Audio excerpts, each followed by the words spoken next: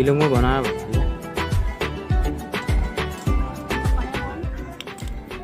दोस्तों आपको चम्मच की मदद से ख़राब एलईडी को हटाना है, ठीक है, बिल्कुल हटा देना है ख़राब एलईडी को चम्मच की मदद से, ठीक है दोस्तों, बिल्कुल साफ़ कर देना है चम्मच की मदद से।